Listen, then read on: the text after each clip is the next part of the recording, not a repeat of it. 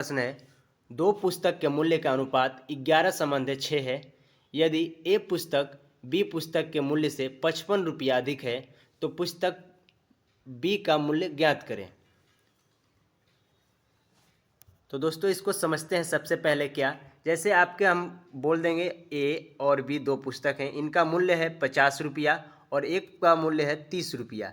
ये डायरेक्ट हमने आपको रुपया बता दिया, 50 रुपया और 30 रुपया। इसको अनुपात में करने के लिए एक ही संख्या से काटना होगा।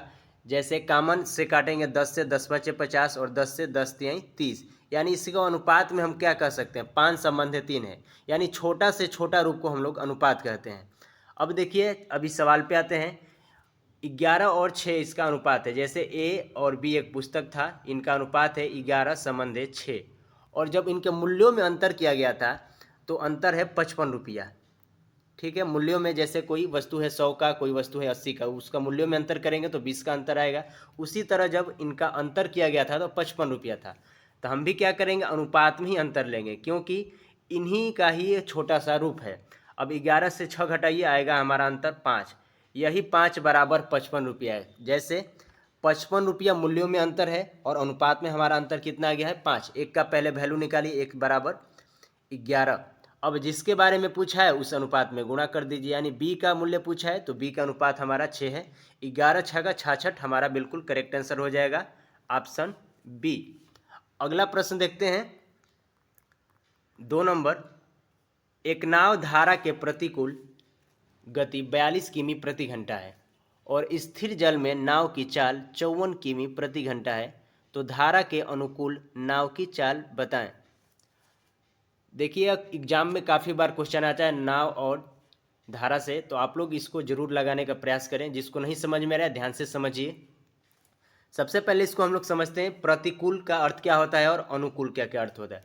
प्रतिकूल यानी धारा के विपरीत। ध्यान दीजिएगा, कभी कभी स्पष्ट रूप में दे देता है सवाल में कि धारा के विपरीत दिशा में ये, तो प्रतिकूल का मतलब विपरीत और अनुकूल का मतलब धारा के साथ। जैसे आपका नदी है, इधर जा रही है, नदी ऐसे बह रही है और यहाँ से आप नाव स्टार्ट करेंगे तो आपको जाते वक्त जो है धारा आपका सहायता करेगा, क्योंकि धारा का भी कुछ न कुछ चाल होता है। अब आते हैं सवाल पे। एक नाव धारा के प्रतिकूल, यानी जब धारा के प्रतिकूल गया होगा, यानी धारा के विपरीत गया होगा, तो चाल नाव के साथ और धारा का चाल घटा होगा, यानी यक्स माइनस वाई बराबर उस समय चाल क्या है हमारा 42। और एक जगह स्थिर जल में नाव की चाल दे दिया है, यानी नाव का चाल हम अगर मानेंगे यक्स, तो नाव का चाल हमारा दे दिया है 54 किमी प्रति घंटा, यानी यक्स बराबर दे दिया है आपको 54 किमी प्रति घंटा। सिंपल सा है, आप यहाँ पे धारा का चाल पहले निकाल लें। जैसे यहाँ पे यक्स, यहाँ पे जैसे ही रखेंगे तो इधर जाके ये घट जाएगा, यानी 54 में से 42 को घटा लीजिए। ध्यान से समझिए क्वेश्चन को। 4 में से 2 घटा 2 और 5 में से 4 घटा 1, यानी 12 किमी प्रति घंटा। अब सवाल इस तरह बन गया है आपका, नाव का चाल दिया ही था 54 किमी प्रति घंटा और धारा का चाल हमें मिल गया कितना, 12 किमी प्रति घंटा। अब धारा के अनुकूल अगर आपको जाना है, यानी धारा के साथ फ्लो करेंगे, धारा के साथ बहेंगे आप, तो आपका चाल प्लस नाव का चाल दोनों जुड़ जाएगा। अब नया चाल आपका क्या हो जाएगा, 66 किमी प्रति घंटा, जो ऑप्शन किस में दिख रहा होगा, ए में ही करेक्ट हमारा आंसर होगा। ठीक है, ध्यान से इस क्वेश्चन को देखिए, अगर नहीं समझ में आ रहा है तो पीछे करें वीडियो। अगला क्वेश्चन देखते हैं, 3 नंबर। कोई धन साधारण ब्याज पर उधार दी गया है, 12 वर्ष के बाद इसका साधारण ब्याज धन का 3/5 प्राप्त होता है, तो ब्याज की दर ज्ञात करें। तो देखिए, साधारण ब्याज का एक ही फॉर्मूला होता है, साधारण ब्याज बराबर मूलधन गुणते दर गुणते समय बटा में 100। बस इसी फार्मूला पे हम लोग लगाएंगे। सिंपल सा साधारण ब्याज। चक्रवृद्धि ब्याज रहता तो काफ़ी थोड़ा सा कठिन हो जाता, लेकिन साधारण ब्याज है। देखिए, कोई धन साधारण ब्याज पर, हमें वो धन भी नहीं पता है, ठीक है, सिर्फ इसमें ज्ञात करना है दर। अगर आप चाहेंगे तो इसमें वो जो मूल राशि थी, मूलधन था जिस उधार दी गई थी, वो भी हम लोग ज्ञात कर सकते हैं। अब समझते हैं पहले, कोई धन, तो हमें मूलधन नहीं पता, लिखेंगे यक्स, कितने % की दर से वही तो हमें बताना है, तो ये भी मानेंगे यक्स। समय क्या है हमारा 12 वर्ष, बट्टा में 100। सिंपल सा देखिए, मूलधन गुणते दर गुणते समय बराबर जो है साधारण ब्याज मिला है वो मूलधन का ही 3/5 हुआ, यानी मूलधन तो अभी हमने माना है यक्स, इसी का 3/5 यहाँ पे साधारण ब्याज प्राप्त करा दीजिए आप भी। बस सवाल बनाइए। अब देखिए ऊपर ऊपर कटेगा, नीचे नीचे कटेगा अगर बराबर में है तो सबसे पहले यक्स से यक्स एक को काट दीजिए। अब कटाइए 3 से 3 चौके 12, 4 से कटा दीजिए ये 25 और 5 से कटा दीजिए नीचे नीचे 5, यानी यक्स का वैल्यू आपका निकल गया कितना, यक्स परसेंट बराबर निकल गया 5%। ठीक है, एक्स बराबर 5% जो हमारा दर है, जो ऑप्शन बी हमारा करेक्ट आंसर हो जाएगा। अगला क्वेश्चन देखते हैं 4 नंबर। एक ईंट का आयतन 0.0014 मीटर क्यूब है तो 14 मीटर लंबी और 0.125 मीटर चौड़ी और 5 मीटर ऊंची दीवार बनाने में कुल कितना ईंट लगेगी। देखिए समझते हैं क्वेश्चन को, क्योंकि हमारे घरों में उपयोग होता है। जैसे आपको कोई दीवार दे दिया गया है, इतनी लंबाई इतनी चौड़ाई और इतनी ऊंचाई है, आपको अगर उठाना है, जैसे आप ठेकेदार के पास जाएंगे पूछेंगे कि हमें इतना स्क्वायर फुट ढालना है चाहे ऐसे करना है, तो वो लोग आइडिया लगा के यानी वो अपने हिसाब से कैलकुलेट करके आपको बता देते हैं इतना आपका सामान लगेगा। वैसे ही अगर आपको कोई घरों में दीवार उठानी है, कितना लंबा कितना चौड़ा अगर ये आपको पता है तो सिंपल से आप अपना ईंट निकाल सकते हैं कि हमारे इसमें ईंट कितना लगेगा। सबसे पहले आप आयतन निकाल लीजिए, लंबाई गुणते चौड़ाई गुणते ऊंचाई। ठीक है, तो हमारा दीवार का जो आयतन निकालेंगे, देखिए लंबाई गुणते चौड़ाई गुणते ऊंचाई हमारा होता है LB गुणते H। ठीक है, अब सबसे पहले आयतन निकाल लीजिए और एक आयतन का ईंट दिया है आपका, एक ईंट का आयतन, अब इससे भाग दे दीजिए, आ जाएगा आंसर आपको। चलिए करते हैं, यानी लंबाई गुणते चौड़ाई, तो इसको हम लोग लिखेंगे 125 को पूरा लिख दीजिए और इसका दशमलव हटाने के लिए नीचे दे दीजिए 1 2 3, 3 ठो जीरो दे दीजिए। ठीक है, गुणते ऊंचाई है हमारा 5, अब इसको भाग दे दीजिए कितना से, एक ईंट का आयतन हमारा है कितना 0.0014, तो यानी 14 इसको डायरेक्ट लिख लीजिए। ठीक है, अब गुणते इसका दशमलव हटाने के लिए कितना जीरो देना पड़ेगा, 1 2 3 4, 4 ऊपर जीरो दे दीजिए। ठीक है, अब देखिए 3 गो जीरो से 3 गो जीरो तो पहले ही कट गया ये वाला।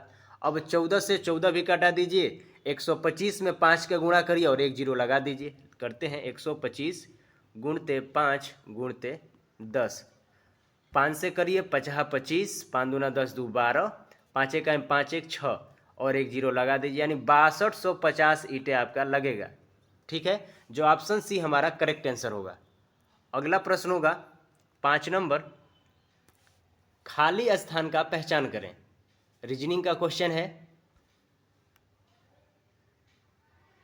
तो देखिए कैसे किया गया है, आपको दिख रहा होगा 7 संबंधे 345 लिखा है, तो 7 का घन हम याद करेंगे होता है 343, इसमें 2 जोड़ दीजिए, लिखा है आपका 345। 4 का घन होता है 64, इसमें 2 जोड़ दीजिए, लिखा है 64। उसी तरह आप भी 9 का घन करिए तो 729 और इसमें 2 जोड़ दीजिए, हो जाएगा कितना 731, हमारा आंसर करेक्ट होगा, जो ऑप्शन सी बिल्कुल सही आंसर है। अगला क्वेश्चन देखते हैं 6 नंबर, निम्न श्रृंखला को पूरा करें। देखिए आप लोग पूरा वीडियो को देखिए और ज़रूर अपना स्कोर बताइएगा, आपका स्कोर कितना आ रहा है। इस सीरीज में टोटल 40 क्वेश्चन लिए गए हैं। रीजनिंग देखते हैं DQH, HUL। सबसे पहले आप सीरीज को ढंग से याद बनाने के लिए सबसे पहले आपका नंबर याद होना चाहिए, जो ABCD का पूरा होता है। जैसे H कितने नंबर पे आता है, S कितने नंबर पे आता है, P कितने नंबर पे आता है, इन सबको अगर आप याद किए हैं तो बिल्कुल आसानी से क्वेश्चन बना पाएंगे। देखिए D का होता है 4, H का होता है 8 और M का होता है 13, पहला ही हम सीरीज पकड़ रहे हैं।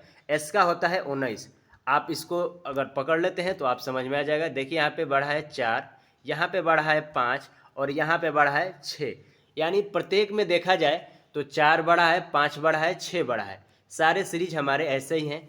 तो सिंपल सा है, आप यस में 4 जोड़िए सबसे पहले, क्योंकि पहला हमारा 4 5 6 7, यानी 7 जोड़ दीजिए पहला वाला में, तो 19 में 7 जोड़िए। यस के बाद पढ़ दीजिए STUVWXY और Z, पहला हमारा क्या आएगा Z। ध्यान दीजिएगा 4 5 6 7 ऐसे बढ़ा है, प्रत्येक का पहला 4 5 6 7, इसी तरह 7 हमारा यानी Z आ जाएगा। उसके बाद देखिए दूसरा 7, 17, 4, 5 यानी 5 बढ़ाइए तो यफ के बाद पढ़ दीजिए 5 वाली IJKL M यानी जेड और यम। ऑप्शन पहला ही दिख रहा होगा, अब आगे चेक करने की हमारा ज़रूरत नहीं है। ये हमारा बिल्कुल करेक्ट आंसर होगा। अगला प्रश्न होगा 7 नंबर, यदि एक्सक्यूटिव के शब्दों को अंग्रेजी वर्णमाला क्रम में व्यवस्थित किया जाए तो कितने अक्षर अपना स्थान अपवर्तित रहेगा। इसका कहने का मतलब ये है, अगर ये सारों अक्षरों को अगर अंग्रेजी वर्णमाला क्रम में रखा जाए, जैसे इधर उधर दिया गया है लेकिन हमारा सबसे पहले ABCD आता है, A आता है, फिर B आता है, फिर C आता है, फिर D आता है, इसी तरह इनको पहले अंग्रेजी वर्णमाला क्रम में सजाया जाए। सबसे पहले हम लोग इसको लिख लेते हैं E, X, E, C, U, T, I, V, E। अब इसको अंग्रेजी वर्णमाला क्रम में सजाएं तो सबसे पहले देखिए क्या आता है A, तो इसमें A तो दिया नहीं है, उसके बाद आगे बढ़िया B भी नहीं दिया है, उसके बाद C आपको दिख रहा होगा। तो सबसे पहले अंग्रेजी वर्णमाला क्रम में सजाएंगे तो सबसे पहला हमारा इसमें से C लेंगे। उसके बाद D नहीं दिख रहा होगा, E देखिए E कितना बार है, 1 2 3, तो 3 बार आप E रख लीजिए। अब उसके बाद क्या है, E F G H नहीं दिया है, I JKL M N O P Q R S T दिया है, ठीक है, सॉरी T ठीक है T, फिर उसके बाद U, उसके बाद V और उसके बाद यक्स कर दीजिए। सारे आप यहाँ पे लिख लिया हमने। अब देखिए किसका किसका स्थान नहीं बदला है, तो एक ठो पहला E, उसके बाद एक ठो T और उसके बाद एक V, यानी 3 ऐसे हैं जिनका स्थान अपवर्तित रहा है, जो ऑप्शन हमारा C बिल्कुल करेक्ट आंसर होगा। अगला प्रश्न होगा 8 नंबर, कुल्हाड़ी संबंधे काटना तो छलनी संबंधे क्वेश्चन मार्क। बिल्कुल आसान सा क्वेश्चन है। छलनी हम लोग छानने के लिए प्रयोग करते हैं, डी हमारा बिल्कुल करेक्ट आंसर होगा।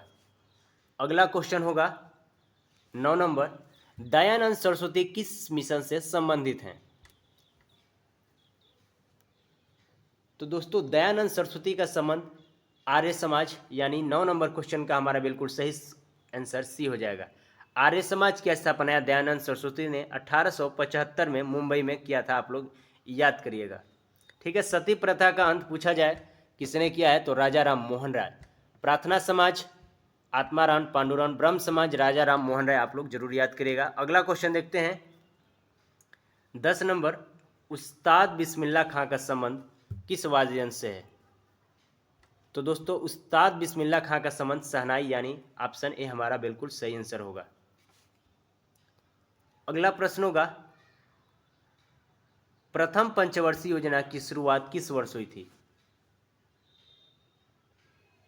तो साथियों प्रथम पंचवर्षीय योजना की शुरुआत 1951, ठीक है, ऑप्शन बी हमारा बिल्कुल सही आंसर होगा। आप लोगों को बताना है जो प्रथम पंचवर्षीय योजना बनाई गई थी वो किस मॉडल पे आधारित है। ध्यान दीजिएगा, प्रथम जो पंचवर्षीय योजना है वो किस मॉडल पर आधारित है, कमेंट बॉक्स में जरूर साझा करें। प्रथम पंचवर्षीय योजना 1951 में शुरुआत हुई। इस योजना आयोग का अगर आपसे पूछा जाए स्थापना कब हुआ तो 15 मार्च 1950, आप लोग जरूर याद करिएगा, ठीक है, 15 मार्च 1950। अब इसका नया नाम क्या हो गया, नीति आयोग, ठीक है। इसके अध्यक्ष कौन होते हैं, भारत के प्रधानमंत्री। अगला हमारा प्रश्न होगा 12 नंबर, कोशिका का ऊर्जा गृह किसे कहा जाता है।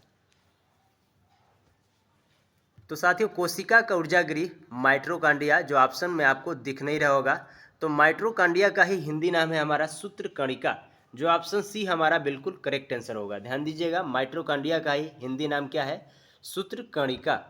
अगला क्वेश्चन होगा 13 नंबर, यदि 13, देखिए रीजनिंग का एक क्वेश्चन है, 13@2-5 बराबर 10, यानी आपको इसको समझना पड़ेगा कि कैसे क्या किया है कि आपका 10 आया, यहाँ पे 50 आया है, तो उसी तरह आपको यहाँ पे बताना है।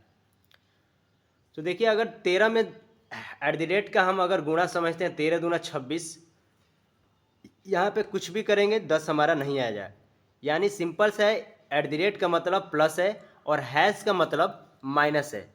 समझ में आया, @ का मतलब प्लस और हैश का मतलब क्या है, माइनस है, ठीक है।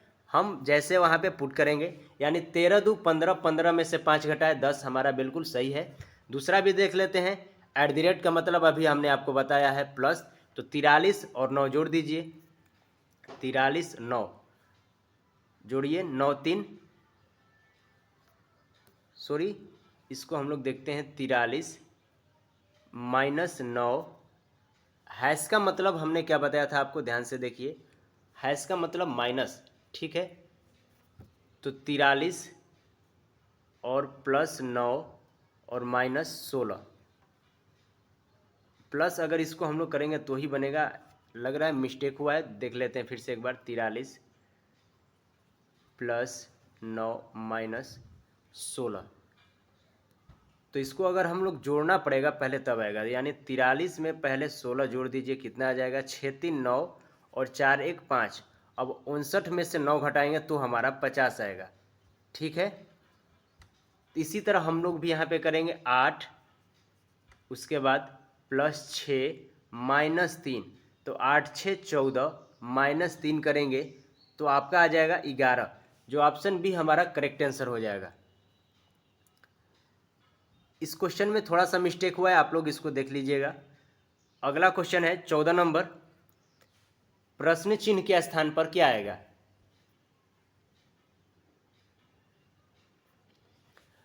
तो देखिए 15 संबंधे 210, समानुपात क्वेश्चन मार्क संबंधे 90, समानुपात 20 संबंधे 380। इसको समझिए और इसको समझिए, आपका आंसर आ जाएगा। देखिए 15 का वर्ग होता है 225, में से 15 घटा दीजिए, जिसका वर्ग किया है उसी को घटा दिया है 210। 20 का वर्ग करेंगे 400, 400 में से 20 घटा दीजिए 380, आपके सामने है। तो उसी तरह आप भी करिए, यहाँ पे क्या रखेंगे कि जिसका वर्ग करेंगे वही संख्या घटाएंगे तो 90 मिल जाएगा। सिंपल सा है, 10 का वर्ग करिए और 10 घटा दीजिए, यानी 90 आ जाएगा आपका। डी हमारा बिल्कुल सही आंसर होगा। 9 नहीं करेंगे क्योंकि 9 का वर्ग करेंगे, 9 घटाएंगे तो कम आ जाएगा। 15 नंबर क्वेश्चन है, किस चिन्ह को आपस में बदलने पर समीकरण हमारा संतुष्ट हो जाएगा, यानी सही हो जाएगा। आपके सामने है समीकरण 120 भागा 15 प्लस 60 माइनस 4 गुणते 2 बराबर 135। तो देखिए पहला क्वेश्चन है, पहला ऑप्शन है हमारा प्लस और गुणता, सॉरी प्लस और गुणते। तो प्लस और गुणते अगर हम बदलेंगे तो कोई हमारा चेंजेज नहीं आएगा। माइनस के जगह पे हम लोग को बदलना पड़ेगा और भाग के जगह पे, क्यों ही तभी हमारा दिख रहा हो, क्योंकि अगर भाग दे देते हैं आप तो 15 8 है 120, फिर गुणा और जोड़ने पे हमारा कम ही प्राप्त होगा।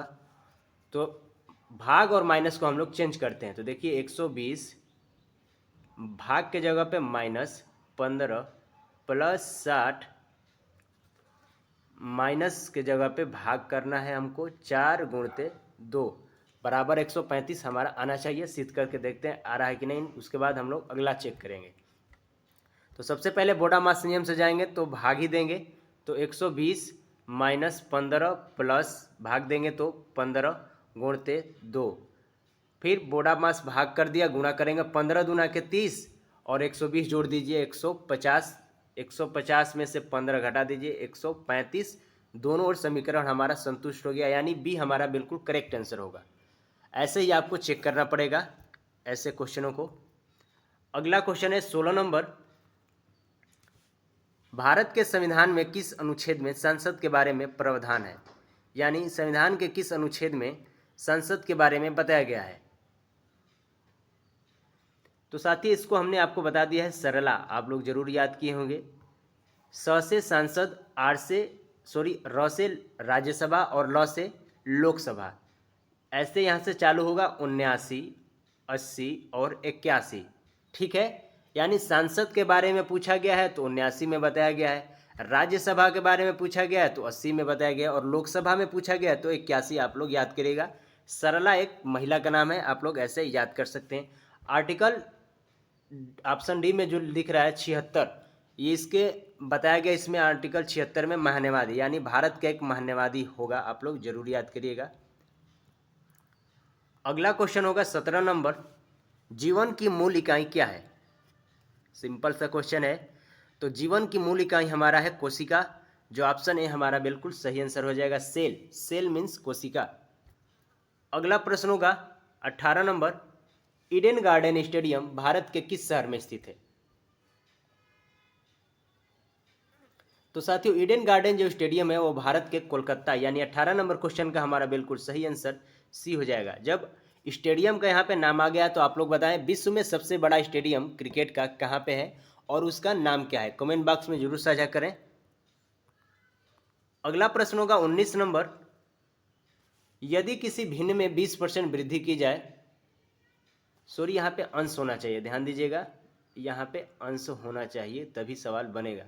यदि किसी भिन्न के अंश में 20% वृद्धि किया जाए तथा हर में 20% कमी किया जाए तो वह भिन्न 69/64 हो जाता है। तो मूल भिन्न ज्ञात करें। तो देखिए सबसे पहले कोई भी भिन्न जो होगा वो अपने आप में 100% होगा, आप लोग को याद रखना है, ठीक है, 100% का होगा। जब परसेंटेज से क्वेश्चन आया है तो हम लोग परसेंटेज में ही लेके चलेंगे। यदि किसी ऊपर वाले को हम लोग अंश कहते हैं और नीचे वाले को हर कहते हैं, ठीक है, तो अंश में 20% की वृद्धि की जाती है तो हमारा हो जाएगा ऊपर 120 और नीचे वाले जो हर है उसमें 20% की कमी कर दिया जाता है, तब भिन्न क्या मिलता है हमें 69/64 प्राप्त होता है। अब देखिए इसको 0 से 0 कटा लीजिए, सबसे पहले 8 से नीचे नीचे कटा सकते हैं, 8 अठाई 64। अब ऊपर ऊपर कटा लीजिए, 3 से 3 चौके 12 और 3 दूना के 6, 3 तिली के 9। अब गुणा कर दीजिए, ये वाला ऊपर x और नीचे वाला y है, इधर बचा है हमारा 4 और इधर बचा है 23/8। गुणा कर दीजिए, 8 चौके 32, ठीक है, यानी 32x बराबर 23y। अब यक्स को यहीं पर रहने दीजिए और y इसके नीचे आ जाएगा, यानी 23/32 हमारा ऑप्शन पहला ही सही हो जाएगा ए। 32/23 नहीं, 23/32 आप लोग जरूर याद करिएगा ऐसे। अगला क्वेश्चन होगा 20 नंबर, यदि किसी समचतुर्भुज का विकर्ण 10 सेमी और 24 सेमी है तो उसका परिमाप ज्ञात करना है। तो देखिए समचतुर्भुज, सबसे पहले समचतुर्भुज हम लोग को बनाना पड़ेगा, ठीक है, जिसमें समान भुजाएं हैं। तो इसमें विकर्ण जो होता है एक लंबा होता है और एक चौड़ा होता है, ठीक है, एक लंबा और एक छोटा होता है, इस तरह आप लोग समझ सकते हैं। तो ये वाला जो विकर्ण है ये छोटा है और ये वाला इस तरह जो हमने पारा है इससे लंबा है। तो अपने से ही आप रख सकते हैं, एक विकर्ण 10 सेमी है, तो जैसे विकर्ण जो हमारा होता है समचतुर्भुज में 2 भागों में बांटता है, यानी बिल्कुल बराबर। तो पूरा का मान अगर 10 है तो ये हमारा हो जाएगा एक 5 यहाँ पे और एक 5 यहाँ पे। ये पूरा 24 है तो एक हो जाएगा 12 यहाँ पे और एक 12 हो जाएगा यहाँ पे।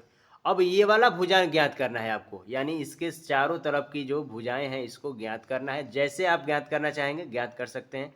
जैसे ही आप जहाँ पे 90 डिग्री का बनाएंगे वो सामने वाला भुजा हमारा हो जाता है कर्ण, ध्यान दीजिएगा। जैसे ही आप इधर बनाएंगे तो ये वाला हो जाएगा कर्ण, इधर बनाएंगे ये वाला हो जाएगा कर्ण, यानी कर्ण आपको ज्ञात करना है। तो आपको पता होगा कर्ण स्क्वायर बराबर लंब का स्क्वायर प्लस आधार का स्क्वायर, बस आप फार्मूला रख दीजिए।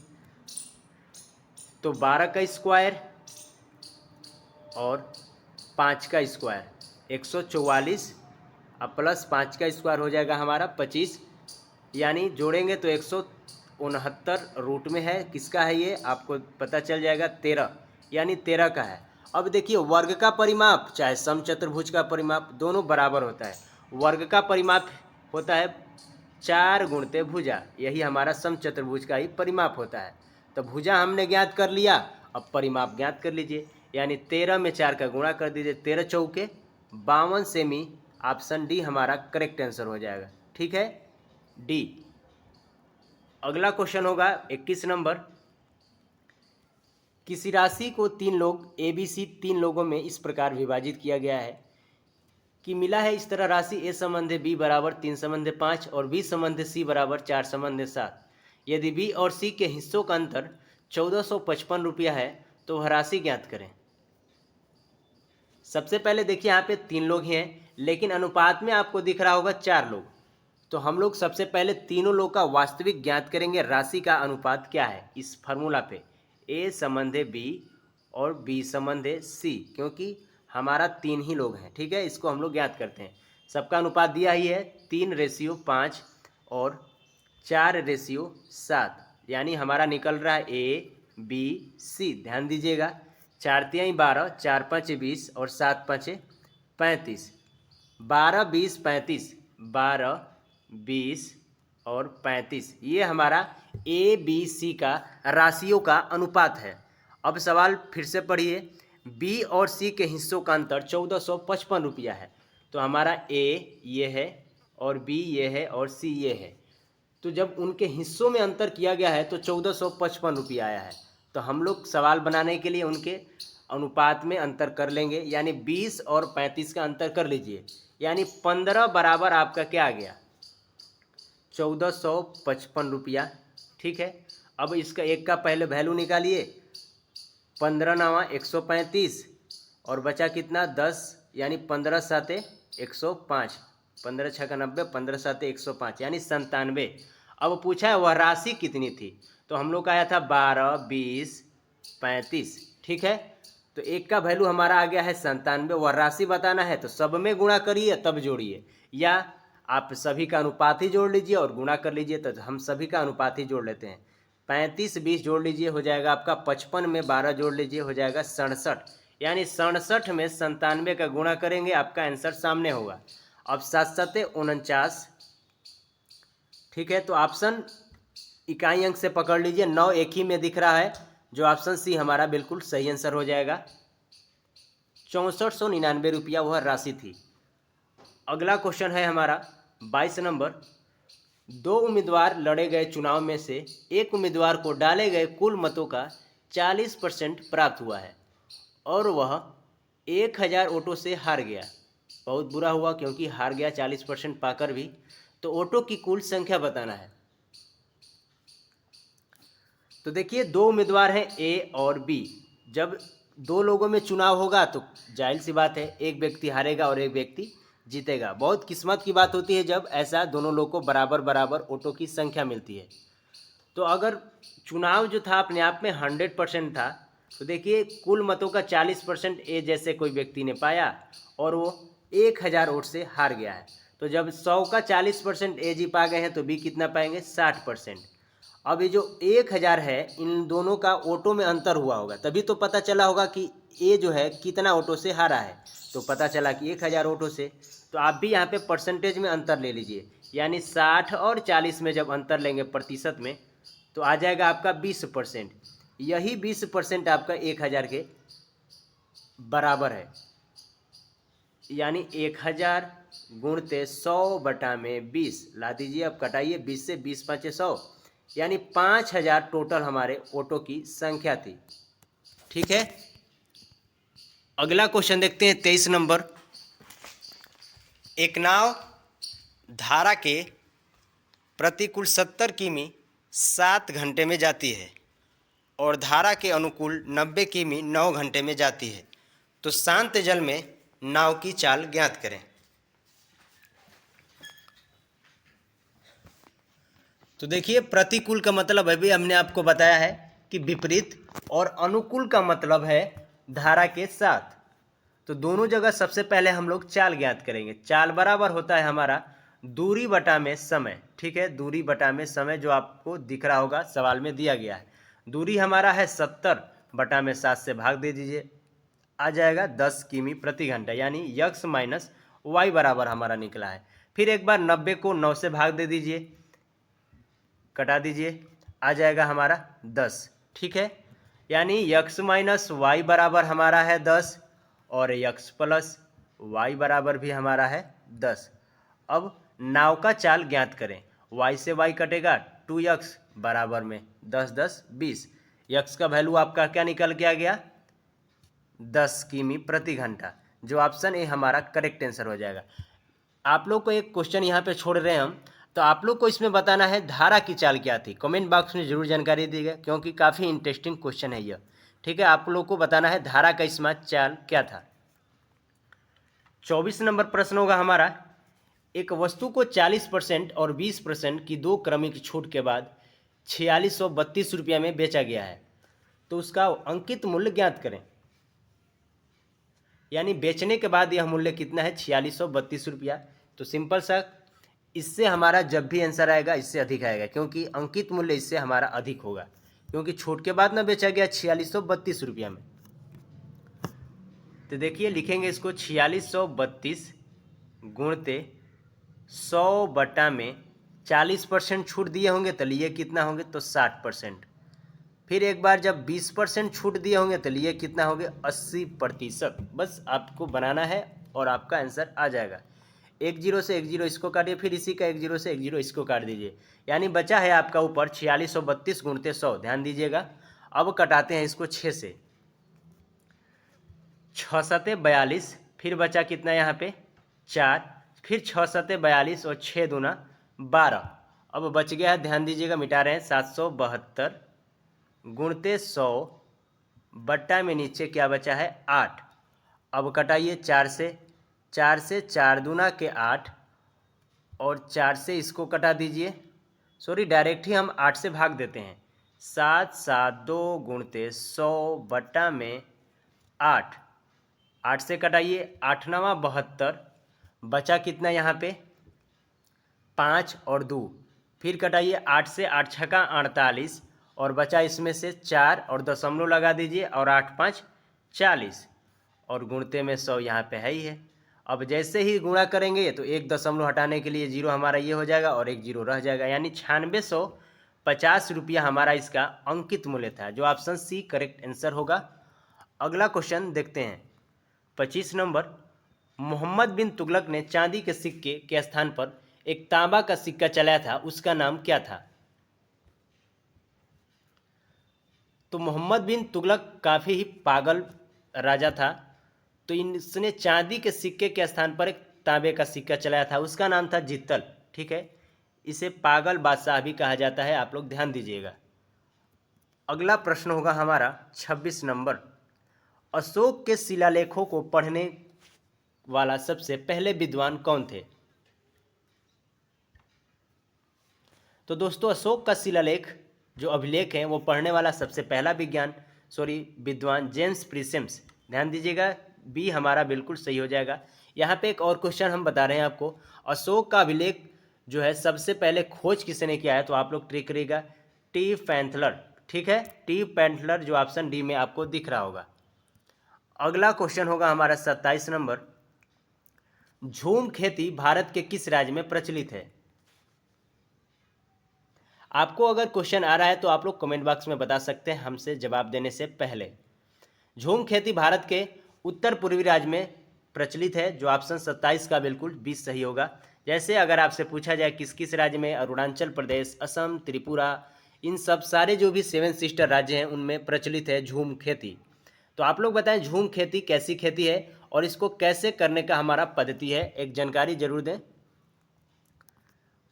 अगला क्वेश्चन होगा 28 नंबर। विश्व जल दिवस प्रत्येक वर्ष कब मनाया जाता है?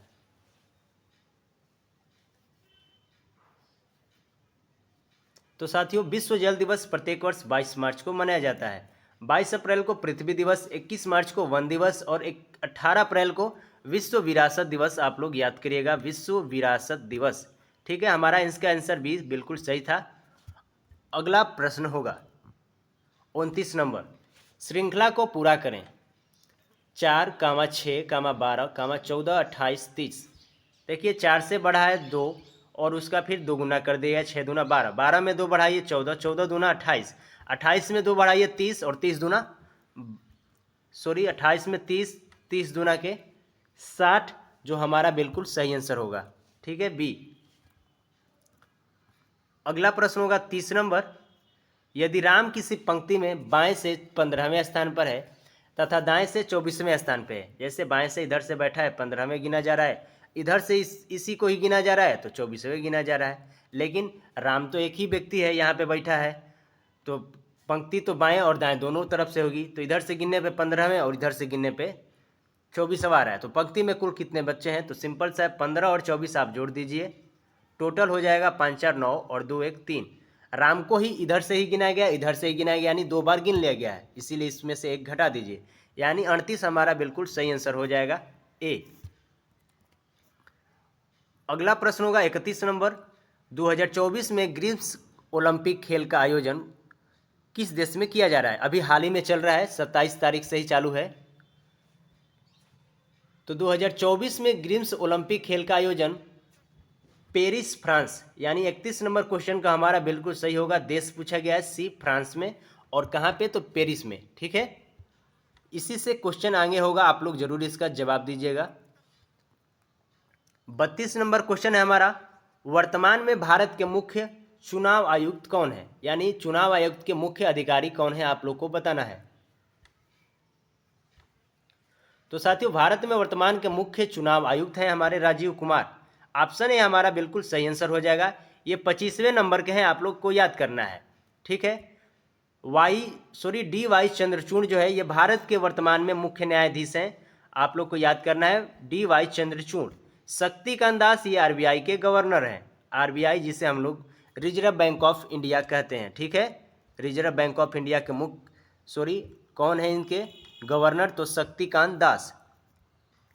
33 नंबर क्वेश्चन होगा हमारा, 10 मीटर और 15 मीटर के दो खंभे समतल भूमि पर खड़े हैं, यदि उनके पाद बिंदुओं के मध्य दूरी 12 मीटर है तो उनके शीर्ष के मध्य दूरी ज्ञात करना है। ऐसे क्वेश्चन आते हैं जैसे एक बीच में सड़क है और उसके साइड में भी एक मंदिर है और एक साइड में भी इधर भी मंदिर है। जैसे बीच में सड़क जा रही है, इस साइड में एक मंदिर है और इस साइड में मंदिर है, तो पूछता है जो ये ऊंची चोटी है, मंदिर का ऊंची चोटी होता है, इनके बीच का दूरी बताना होता है दोनों मंदिरों का। तो उसी तरह यहाँ पे एक क्वेश्चन है, सीढ़ी से रिलेटेड है। तो सबसे पहले इसको हम लोग बनाते हैं, जैसे एक 10 मीटर ये है, 10 मीटर का, और एक है यहाँ पे 15 मीटर। ठीक है, 15 मीटर वाला सिंपल सा ऊंचा भी रहेगा। अब सवाल ये बोला है कि उनके पाद, यानी जो उनके ज़मीन पे है, जैसे कोई भी सीढ़ी तो हवा में खड़ी नहीं रहेगी, ज़मीन पे उनके मध्य दूरी कितना है, 12 मीटर का। यहाँ पे ये दूरी जो दिया गया है 12 मीटर है। तो पूछा है ये वाला दूरी, जैसे ये वाला दूरी आपको पूछा है, तो यहाँ पे अगर 12 है तो ये जैसे यहाँ पे इसको पारेंगे तो ये भी हमारा क्या है, यहाँ पे भी दूरी तो 12 ही होगा, क्योंकि जैसे आप खड़े हैं तो आपके यहाँ पे जो डिस्टेंस होगा उतना ही, अगर ऊंचा आपको किया जाएगा तो उतना भी आपका उतना ही डिस्टेंस होगा। तो पूछा है ये वाला दूरी, यानी x बराबर बताना है। तो देखिए जब 10 यहाँ पे है, 15 यहाँ पे है, तो ये वाला कितना निकल के आ जाएगा, यहाँ से यहाँ ये वाला 10, ये भी 10 हो जाएगा, 5 हमारा ऊपर खड़ा है इसका। अब ये वाला आपको ज्ञात करना है। अब जैसे यहाँ पे 90 डिग्री का कोण बनाएंगे, सामने वाला भुजा क्या मिलेगा आपका, कर्ण, यानी कर्ण स्क्वायर बराबर निकाल लीजिए लंब का स्क्वायर प्लस आधार का स्क्वायर, यानी 12 का स्क्वायर 144 और 5 का स्क्वायर 25। सबसे पहले इन सब सवालों को बनाने के लिए समझना पड़ेगा ध्यान से कि वास्तव में दिया क्या है। 5 4 9 4 2 6 169 जो रूट में है 169, तो आपका आ जाएगा x बराबर 13। ठीक है, यानी 13 मीटर हमारा ये जो मध्य दूरी है, शीर्ष की मध्य की दूरी। अगला प्रश्न होगा 34 नंबर, चावल के भाव में 20% कमी होने पर एक व्यक्ति 77 रुपये में 3.5 किलो चावल अधिक प्राप्त करता है, तो चावल का प्रारंभिक मूल्य आपको ज्ञात करना है। तो देखिए 77 रुपया में कोई व्यक्ति है, 20% कमी हो रहा है 20, और 3.5 किलो अधिक चावल खरीद रहा है। बस इसको आप बना दीजिए, आ जाएगा। दशमलव हटाने के लिए ऊपर दे दीजिए 10, कटाइए 1 0 1 0 1 0 1 0, इसका 7 से कटा दीजिए, 7 से 7 5 35, 7 से कटा दीजिए 11, और 11 दूना के 22, और 22 में 5 से भाग दे दीजिए, प्रारंभिक मूल्य आपको पता चल जाएगा। 5 चौके के 20, बचा यहाँ पे 2.0, 5 चौके 20। ठीक है, यानी 4.4 बी हमारा इसका बिल्कुल सही आंसर हो जाएगा। ठीक है, 4.50 लिखा हुआ है। अगला क्वेश्चन होगा 35 नंबर, किसी वृत्त की परिधि और त्रिज्या का अंतर 37 सेमी है, तो वृत्त का व्यास ज्ञात करें।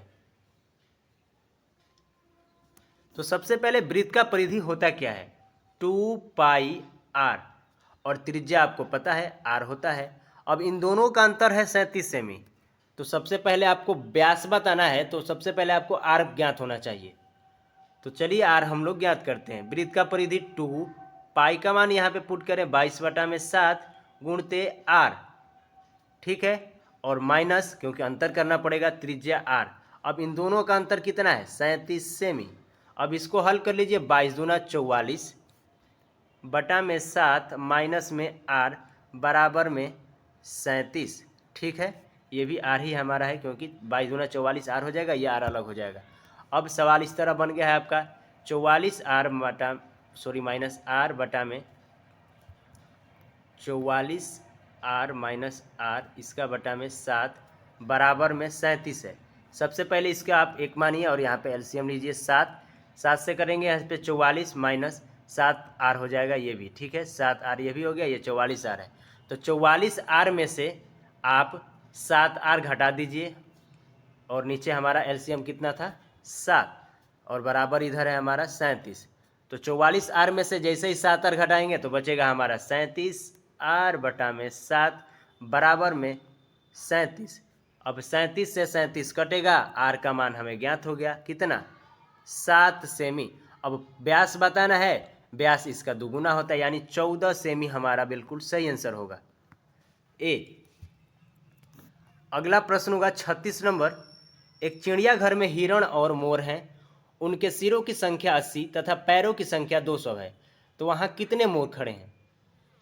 यानी चिड़ियाघर में कितने मोर हैं आपको बताना है।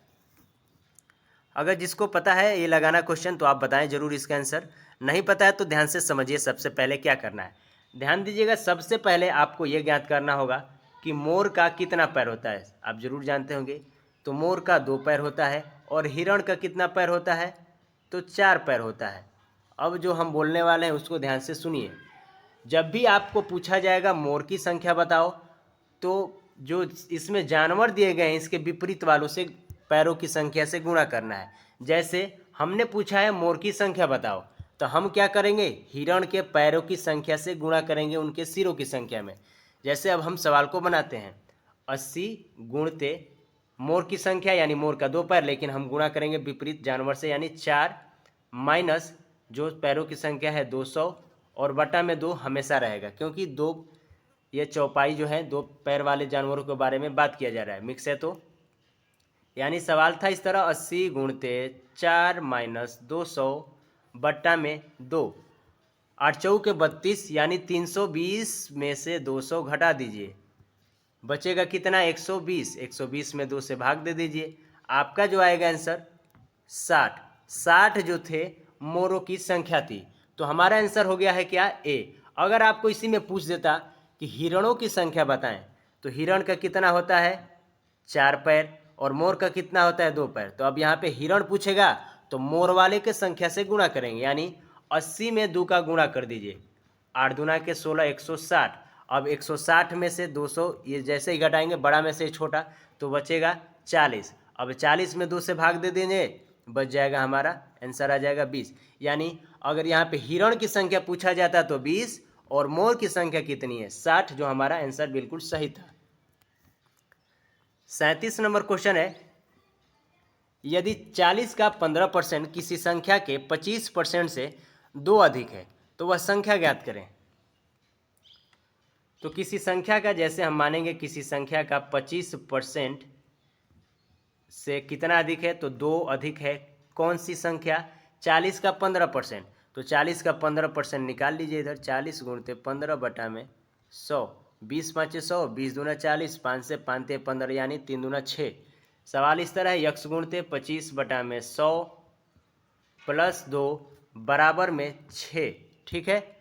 अब 2 को डायरेक्ट उधर भेज दीजिए, इसको कटा लीजिए, 25 से कम 25, 25 चौके 100 यानी यक्स बटा में 4 प्लस 2 बराबर में 6। 2 को जैसे ही उधर भेजेंगे घट जाएगा, यानी यक्स बटा में 4 बराबर 4 बचेगा। अब तिरक गुणा कर देंगे, एक्स का वैल्यू निकल जाएगा 16। 16 हमारा सी बिल्कुल करेक्ट आंसर हो जाएगा। अगला प्रश्न होगा 38 नंबर। वह राशि ज्ञात करें जिसे 5% की वार्षिक दर पर 2 वर्ष में 441 रुपया बन जाती है। मेंशन में कर दिया गया आपको, यह चक्रवृद्धि ब्याज का एक सवाल है। तो मिश्रधन दिया है आपको, ध्यान दीजिएगा, 441 रुपया बन जा रही है यानी मिश्रधन दिया है। तो जब भी हमारा आंसर आएगा 441 से कम भी आएगा। तो सबसे पहले हम लोग को ब्याज निकालते हैं परसेंटेज में। ऐसे आपको हमने फार्मूला बताया है जो क्रमिक बट्टा पे यूज होता है, ए प्लस बी प्लस ए गुणते बी बटा में 100। इसी पे हम लोग ब्याज निकालेंगे, यानी 5 प्लस 5 प्लस 5 गुणते 5/100। अब करिए इसको 5 5 10 प्लस 50 25, 100 से कर देंगे यानी 10.25, यानी ब्याज जो है 2 साल में 10.25% आ गया है। अब देखिए मिश्रधन जो बना होगा किससे किससे मिलकर बना होगा, मूलधन प्लस ब्याज से, यानी इसमें 441 में मूलधन भी होगा और ब्याज भी होगा। तो जो मूलधन जो होगा वो अपने आप में 100% होगा। तो हम भी क्या करेंगे, इधर भी मिश्रधन बनाएंगे। जैसे मूलधन मानेंगे 100% और हमारा ब्याज भी आ गया कितना 10.25%। इसको जोड़ लीजिए तो 110.25% बराबर इधर भी मिश्रधन बराबर इधर रुपया में मिश्रधन आ गया 441 रुपया। अब इसका परसेंटेज लगाएंगे, ऊपर दे दीजिए, यानी 441 गुणते 100 बटा में 110.25 था, इसको पूरा लिख लीजिए और दशमलव हटा देने के लिए ऊपर 100 दे देंगे। ठीक है, अब घटाइए 25 से, 25 चौके 100, 25 चौके 100, 25 से कम 25, 25 से काटा दीजिए 4, 441 से 441 डायरेक्ट कटेगा। आंसर आपका आ गया है सामने 400। हमने बताया भी था ये मिश्रधन दिया है, मूलधन इससे कम आएगा क्योंकि 41 रुपये तो इसमें ब्याज जुड़ा हुआ है, यानी 400 हमारा आंसर सही होगा, ऑप्शन डी। अगला प्रश्न होगा 39 नंबर, खीर भवानी मेला का आयोजन किस राज्य या केंद्र शासित प्रदेश में किया जाता है। खीर भवानी मेला जाता है, देखिए यहाँ पे मिस्टेक था, इसी हम बनाना चाहते थे। तो दोस्तों खीर भवानी मेला का आयोजन जम्मू कश्मीर, ऑप्शन सी हमारा बिल्कुल करेक्ट आंसर हो जाएगा, जम्मू कश्मीर। अगला क्वेश्चन होगा और ये हमारा लास्ट क्वेश्चन होगा। इससे क्वेश्चन एक रिलेटेड आया था और उसी से काफ़ी महत्वपूर्ण क्वेश्चन है और हमें उम्मीद है ये क्वेश्चन जरूर ही पूछा जाएगा क्योंकि काफ़ी महत्वपूर्ण प्रश्न है। 2024 पेरिस ओलंपिक में भारत के लिए पहला पदक किसने जीता है। अभी हाल ही में जो ओलंपिक हो रहा है, अभी हमने आपको बताया है कि पेरिस में हो रहा है। कहाँ पे, पेरिस में, फ्रांस देश पेरिस में। तो पहला पदक किसने जीता है, पहला पदक कोई भी क्षेत्र में लाया होगा जैसे, तो आप लोग को बताना है, इसको गूगल करिएगा और इसका जरूर जवाब दीजिएगा। और किस में जीता है, जैसे गोल्ड, सिल्वर और ब्रांज होता है, तो कौन सा पदक जीता है ये भी आप लोग जानकारी दीजिएगा। और आज का वीडियो कैसा लगा कमेंट बॉक्स में जरूर बताएं। धन्यवाद।